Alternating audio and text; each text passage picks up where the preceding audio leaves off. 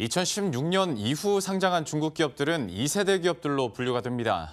차이나 디스카운트를 유발한 1세대와는 달리 상대적으로 모범적이라는 평가를 받아왔었는데요.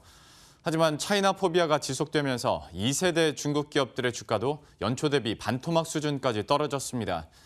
급기야 한 증권사에서는 2세대 중국 기업 4곳의 신용융자 거래를 제한하는 조치를 취했습니다.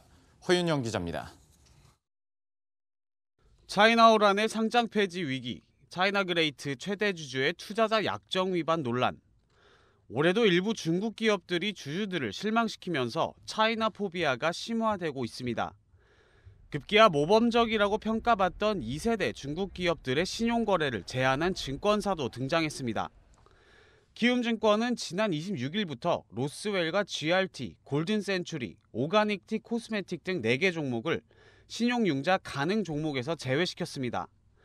해당 종목들로 빚내서 주식 투자를 할 수 없다는 의미입니다. 통상 증권사의 신용융자 제한 조치는 투자 손실이 우려되는 경우 이뤄집니다.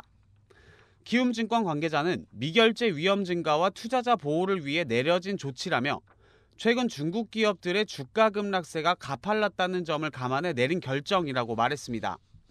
해당 종목들은 2016년 이후 상장한 일명 2세대 중국 기업으로 분류됩니다.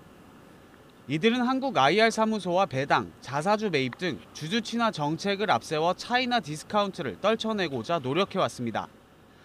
하지만 1세대 중국 기업들이 잇따라 문제를 일으키며 이 같은 노력을 물거품으로 만들고 있다는 비판도 나옵니다.